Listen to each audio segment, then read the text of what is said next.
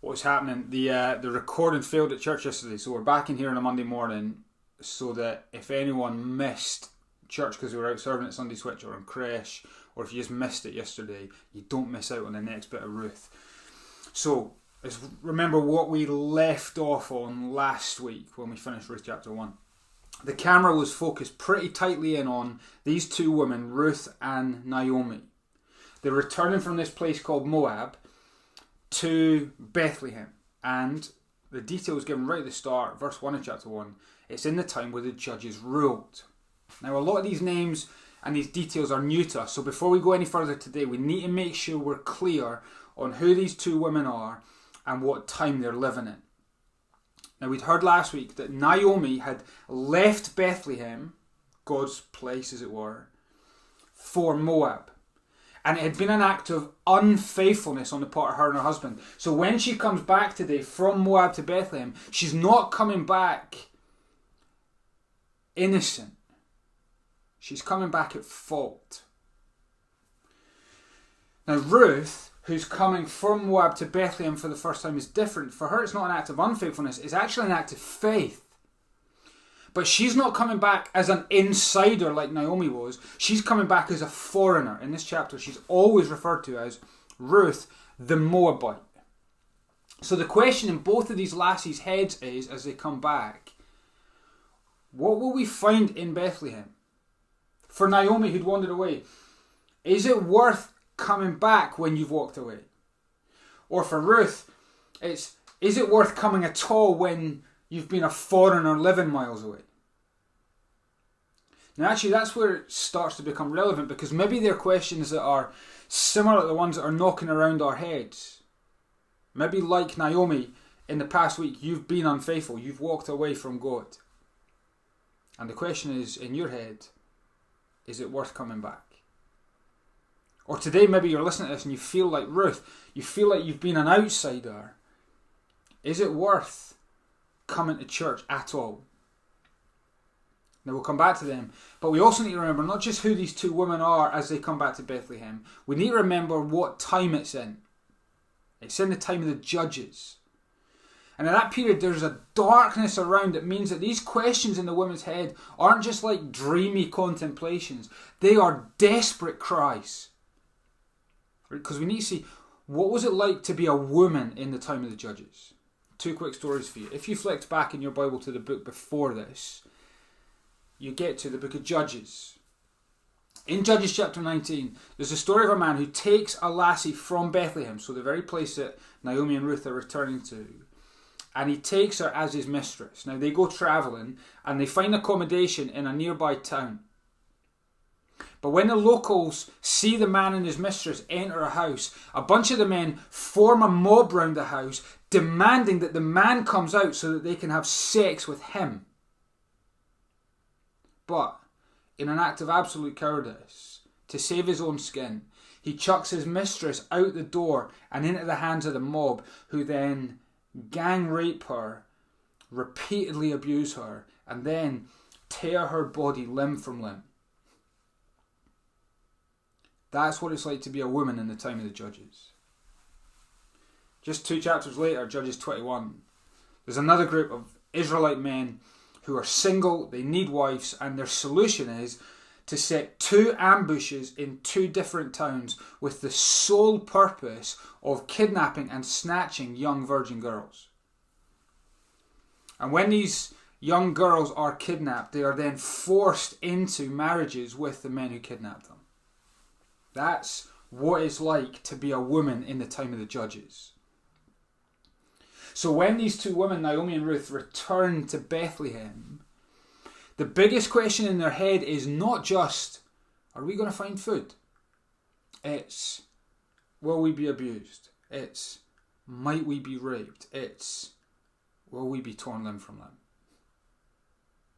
And as women who are neither innocent nor insiders, they are unbelievably vulnerable. Do you get that? The lives these women had lived and the times that they live in leave them not just empty but exposed. It's a risk to return to Bethlehem, and the question is, what are they going to find there? So let's get reading the narrative with this question in mind. This is the first scene, verses 1 to 3. The big question is, can a foreigner find favour? Let's read verse 1. Now, Naomi had a relative on her husband's side. A man is standing from the clan of Elimelech. Remember, that's Naomi's husband who's now dead. And his name was Boaz. Now, this verse doesn't make a lot of sense in the flow of the story. Chapter 1 verse 22 flows real nice into chapter 2 verse 2. But the author drops a bomb by introing this lad called Boaz. It's as if he's just shouting his name at the start of this episode and saying, don't miss this guy. Boaz. Right? The answer to the question, what are these women going to find in Bethlehem, is Boaz. Alright, don't miss that. But then we leave him, verse 2. Ruth the Moabite said to Naomi, let me go to the fields and pick over the leftover grain behind anyone in whom eyes I find favour. Naomi said to her, go ahead, my daughter. Now mind there's been a famine, and mind that Naomi and Ruth are coming back completely, not just empty stomachs, but empty handed. They've got nothing. But back in God's land, they benefit from God's heart for the poor that's expressed in God's laws for his people. Right? God has said that if you are wealthy enough to own land and have enough that you've got a crop to harvest, then you've got to use that in a way that provides for those who are in need.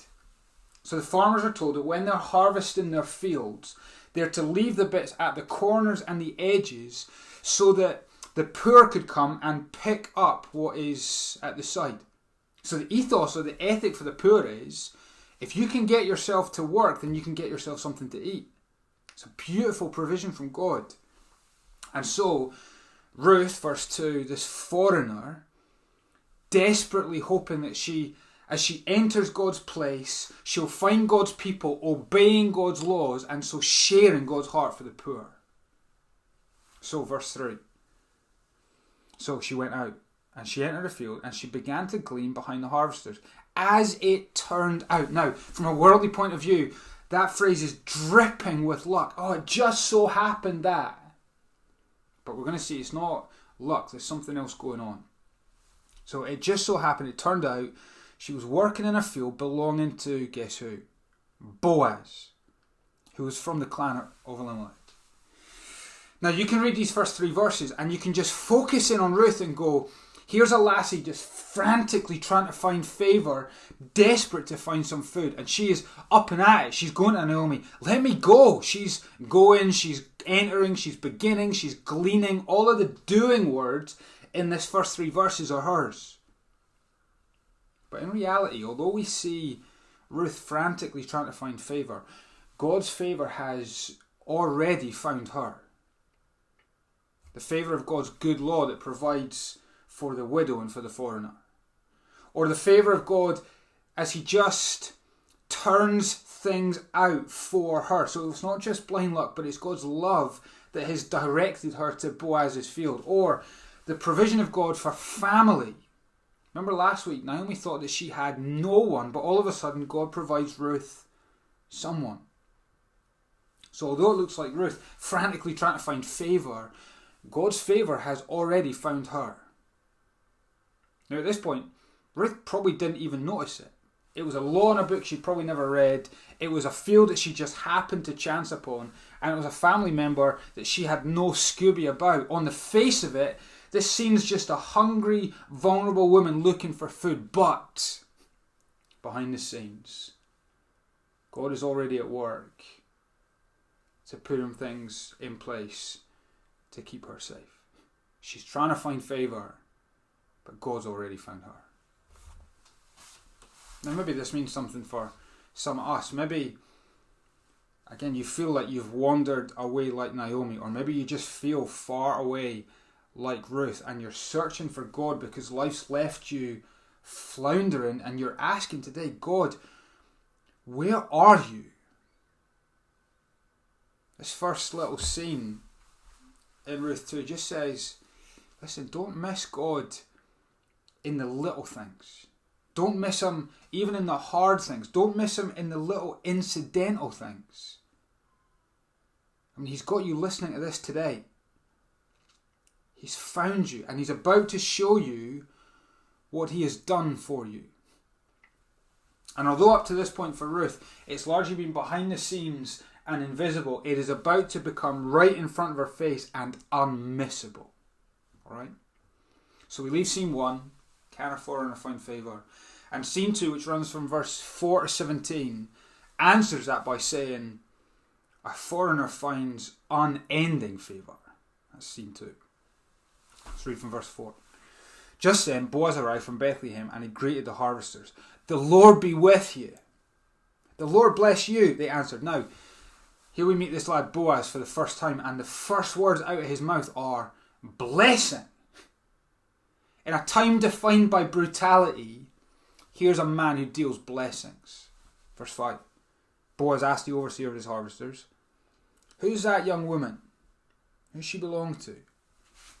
Now this is the key question at this point in the story. Boaz wants to know who this young woman Ruth belongs to, because if the answer is no one, he knows that she is vulnerable to abduction and abuse. So he wants to be sure that she's got someone who will protect and provide for her. So he asks his overseer the question. Verse 6, the overseer replies, she is the Moabite who came back from Moab with Naomi.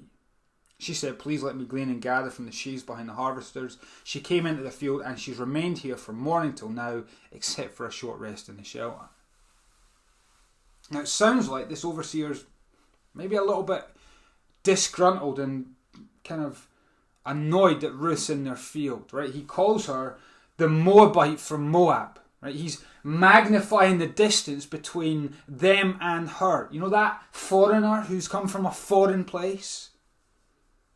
And so to answer Boaz's question, he's basically saying, listen, no one. She doesn't belong to anyone. She is vulnerable and exposed. It's a very black and white answer, isn't it? But maybe some of you have felt like that. But despite the distance that the overseer wants to create between them and Ruth, the question is, what is Boaz going to call her? He'd spoken blessing to his boys, but what is he going to say to a Moabite? Look at verse 8.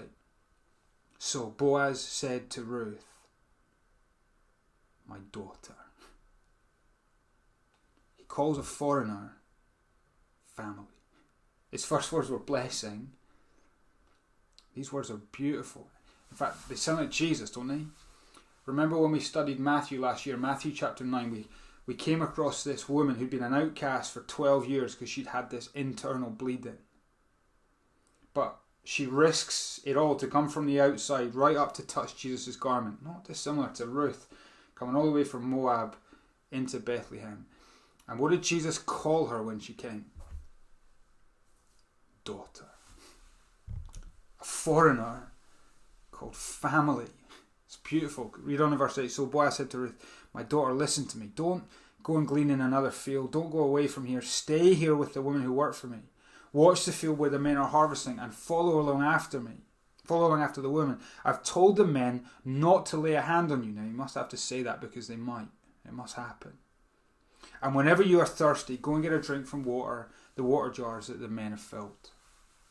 And you see what he's doing? He's not just calling her family. He's starting to treat her as family straight away. Provision, protection, privilege. And what's Ruth's reaction? Verse 10. At this, she bowed down with her face to the ground. She asked him, why have I found such favour in your eyes that you would notice me, a foreigner? You see her attitude? It's not one of entitlement. This is what I deserve. It's one of amazement. This is favour, grace, way more than I deserve. And by the way, you know that you're a Christian if you've responded to Jesus as Ruth responds to Boaz. Why have I found such favour in your eyes that you, Jesus, notice me, a sinner? But what Boaz says next starts to explain why he's done what he's done to Ruth. And verses 11 and 12 are the epicenter of this episode. So read along in verse 11. Boaz replied, I've been told all about what you have done for your mother-in-law since the death of your husband, how you left your father and mother and your homeland and came to live with your people you did not know before. May the Lord repay you for what you've done. May you be richly rewarded by the Lord, the God of Israel, under whose wings you have come to take refuge. So why has Boaz done what he's done? The answer is because he has seen Ruth's faith. That Ruth has come to God for refuge. She'd left her mum and her dad. She'd left her homeland. She'd left everything she'd known. Why? Because she believed that God was able to do something for her that none of those things could do for her. And so she is considering it worth leaving it all, risking it all. You could even say repenting of it all and running to God for refuge. The picture in the end of verse 12 is stunning. Under whose wings you have come to take refuge. The image is like of a wee chick out in the open and suddenly aware of the threat of a predator. And when exposed like that, it's in danger. So what does it do? It runs. It flies, it scampers as quick as it can, and it takes shelter, refuge under the mother hen's wings. And the reward, if you like, the repayment for running to refuge to the mother is what? Protection. Safe under everlasting arms. That's the picture. That's what Boaz sees in Ruth. She's realised she's a foreigner, but by coming to Bethlehem, she's fled to God in faith for a refuge. And so as Boaz sees that, it's her faith that makes her family. He thinks it doesn't matter where she's come from, her faith in God makes her part of God's people. And so that's why he calls her daughter. That's why he starts to protect her like she is one of his own. Now, two things.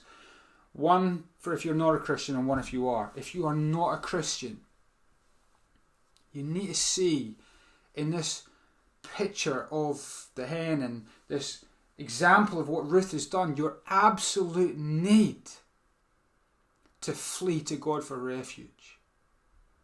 Your sin leaves you completely exposed.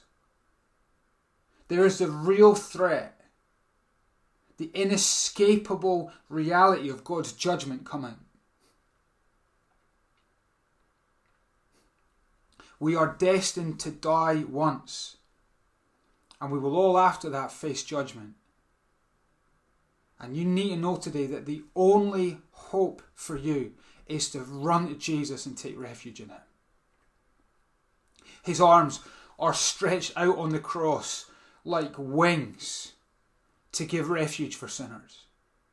On the cross, He provides for you a shelter from the judgment that you deserve. On the cross, He protects you by taking that judgment instead of you. His arms are the arms of refuge. And it is worth you leaving family. It is worth you leaving home. It is worth you leaving everything that you have known, because what you gain under Jesus is more than what you leave behind. Maybe today is the day that you need to repent of your sin, put your faith in Jesus, and like Ruth did in front of Boaz, say, Jesus, why? Why would I have found such favour in your sight that you would notice me, that you would die for me? A sinner.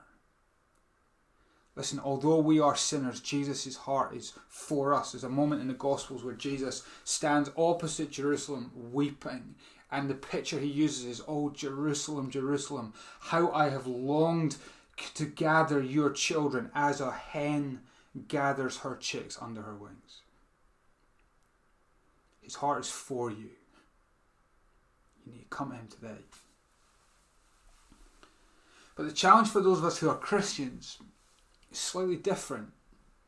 We need to see in Boaz not just the refuge that God has provided for us in Jesus, but we need to see how Jesus wants to use us as a refuge for others.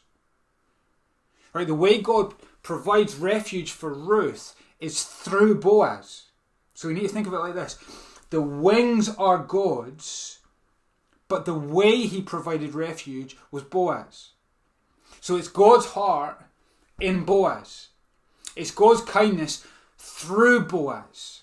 So Ruth had come to find God in Bethlehem, but the way God comes to find her is through Boaz. And so we need to see God doesn't just want to be a refuge for us. He wants to use us to be a refuge for others. The wings are God's, but the way will be through us. So here's the questions that we need to think about as Gracemount Community Church. Who are the vulnerable, the needy, the people that God is just so turning out that they've ended up in our field, that he's putting across our path? Who is God calling us to notice? Who do we have the opportunity to show God's unending kindness to? Who are the people that God's asking us not just to call family, but actually to treat as family? In the way we use our homes, in the way we spend our time, in the way we invest our money. Who do we need to treat as family? Who is God calling us and pointing us towards and saying, go to them and be a Boaz, protect them, provide for them? Because the unending kindness that God has shown to us is meant to flow through us into unending kindness to others. People need to come to Jesus for refuge, but they will also need the church to provide refuge for them. And the reason I've called this scene unending kindness is because that's what Boaz shows to Ruth. Watch how it continues. Read from verse 13. Ruth replies by going, "May I continue to find favour in your eyes, my lord," she said. "You've put me at ease by speaking kindly to your servant, though I don't have the standing of one of your servants." At mealtime, Boaz said to her, "Come over here. Have some bread and dip it in the wine vinegar." She sat down with the harvesters. He offered her some roasted grain. She ate all she wanted and had some left over. Now again, that should make you think of Jesus. Do you remember the time that he invited people to come for a meal? There was about 5,000 of them. And with just a little bit of food, he fed all of them so that they were satisfied and there was some left over. See the lines? Verse 15. As she got up to glean, Boaz gave orders to his men. "Let her gather among the sheaves, don't reprimand her, even pull out some stalks for her from the bundles and leave them for her to pick up, and do not rebuke her." So Ruth gleaned in the field until evening. Then she threshed the barley and she gathered, and it amounted to about an ephah. Now, that is about half a month's wages worth of harvest in one day. You see the unending kindness of Boaz to her. Provision, protection, plenty. Now think back to the start of the day. She leaves Naomi and she says, "Let me go and see if I can find favour." What's going through her head? I'm a woman, I'm vulnerable, I'm exposed. This is the time of the judges. I don't know what the men are going to do to me. Are they going to require some kind of sexual service from me before they give any of their harvest to me? Who knows the anxieties and the vulnerability she was feeling? Imagine her now in Boaz's field, protected by him and provided for in immeasurable ways. And how she feels as she leaves that dinner table and goes out to glean again. I can't help but think she would be singing. And we thought yesterday, because we sang this at church, maybe she would have sung, "Gleaning, gleaning, gleaning under everlasting arms." It's a beautiful picture, isn't it? The line in the chorus of that song that we sung yesterday was, "Safe and secure from all alarm." That's Ruth now. Gleaning under the everlasting arms of God and gleaning under the refuge that Boaz had provided for her. The foreigner finding unending favour and through faith enjoying the provision and the protection of family. It's beautiful. But it's not finished. There's a third scene, the end of chapter 2, and we're going to call this scene, verses 18 to 23, staying in the place of favour. Now the day had started with Ruth and Naomi chatting. She then ended up in Boaz's field. But now at the end of the episode, she goes back to Naomi. Look at verse 18. She carried it back to town, and her mother-in-law saw how much she had gathered. Ruth also brought out and gave her what she had left over after she had eaten enough. Now imagine this is a kid from the scheme coming back with all this stuff to their mum. What's the mum going to ask? Oh, where have you chored all this from? But, verse 19, her mother-in-law asked her, where did you glean today? Where did you work? Blessed be the man who took notice of you. Now remember, Naomi's still in the dark. She does not know where Ruth just happened to end up. And the narrative slows so that it can be a big reveal for Naomi. And Ruth goes, the name of the man I worked for today is Boaz. Now remember, up to this point in the narrative, Ruth has called herself bitter. She has been self-confessing, saying, I am pretty hard right now. My hard life has left me pretty hard. But as she sees the kindness of God expressed through the kindness of Boaz, that hardness starts to melt. Look what she says, verse 20. The Lord bless him, Naomi said to her daughter-in-law. He has not stopped showing his kindness to the living and the dead. She added, that man is our close relative. He's one of our guardian redeemers. Now, she'd been bitter, she'd been hard, but my guess is that when she says these last words, there are tears of joy and relief streaming down her cheeks. Remember in the first episode, she said to Ruth, I've got no one. There is no hope for me in Bethlehem. That's largely because hope for imminent food and then for long-term future were tied up with family, and she had none, or so she thought. Both were widowed, both were childless. But Boaz. That's the point of this chapter. Hope is lost, but Boaz. A close relative, a guardian redeemer. Now we're going to get into what that means next week. But simply, when they were vulnerable and powerless, God provides someone who will guard and redeem them. And that's why we call that second scene in today's episode, a foreigner finds unending kindness. Because I think that's what Naomi's feeling at this point. She's seeing everything that Ruth's come back with, and she's going, all of that in one day. Imagine what is going to come tomorrow. Actually, that's in Boaz's head as well. Look at verse 21. Ruth the Moabite said, he even said to me, stay with my workers until they finish harvesting all my grain.